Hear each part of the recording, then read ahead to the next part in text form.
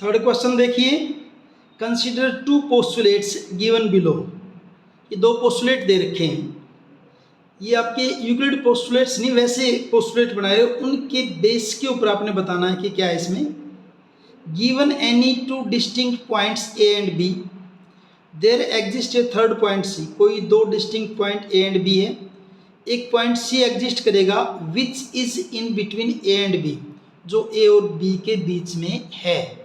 एक पोस्टुलेट तो ये है। दूसरा, there exist at least 3 points, 3 point, अब की बार 3 points that are not on same line, जो कि सेम लाइन पर नहीं है।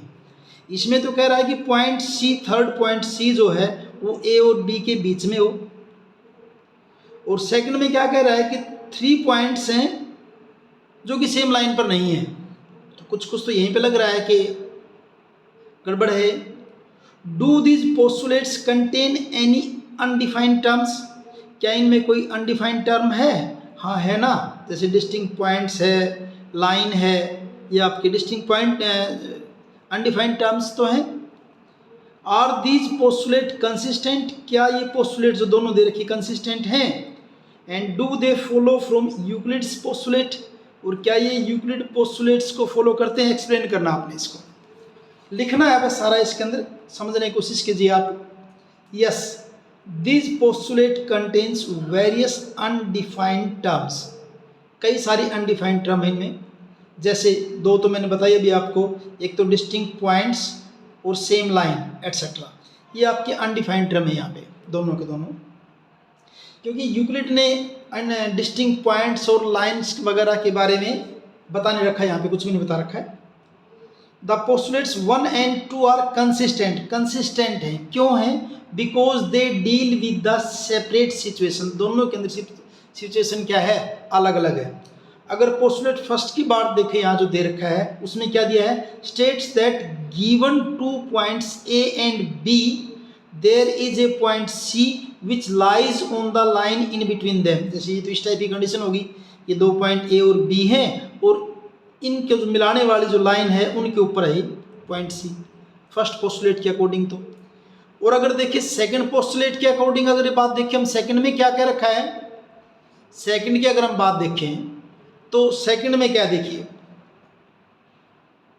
Second postulate state that for given 2 points, 2 given point, जैसे यहीं भी आपके ए और बी हैं, A and B, we can take a point C, एक पॉइंट आप सी ले रहे हैं, which does not lie on the line joining A and B, वो ए और बी को ज्वाइन करने वाली लाइन पर नहीं, यानी कि यहाँ है या यहाँ हो जाए या यहाँ हो जाए या यहाँ हो जाए, यानी ए और बी को ज्वाइन करने वाली लाइन के ऊपर नहीं है। तो फर्स्ट केस में तो पॉइंट क्या है? ए और बी को ज्वाइन करने वाली लाइन के ऊपर है। सेकंड में क्या है? ए और बी के ऊपर नहीं है।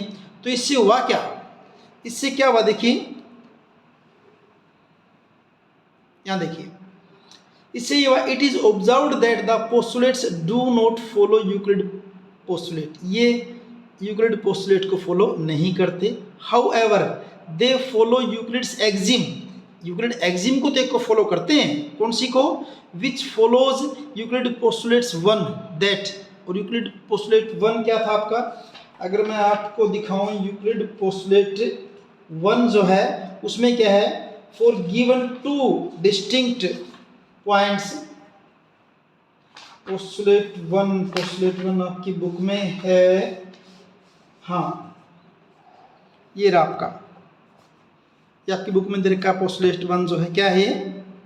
ए स्ट्रेट लाइन में be drawn from any 1 point two any other point, एक तो ये है। दूसरा क्या है, या इसी में कहते हैं इसकी एक्सिम बन जाएगी, given 2 distinct point there is a unique line that pass through them, उनमें से एक यूनिक लाइन आपकी क्या करेगी? पास करेगी।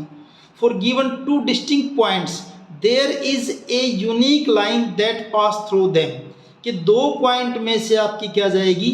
एक लाइन जाएगी। ये वाली बात तो सही है, लेकिन जो ऊपर 2 पोस्टुलेट दे रखे, एक में कह दिया कि वो पॉइंट उन दोनों के बीच में है, एक में कह दिया कि पॉइंट उन दोनों के ऊपर नहीं है। तो ये आपका हुआ क्वेश्चन नंबर 3 जो है इस एक्सरसाइज का 3rd क्वेश्चन।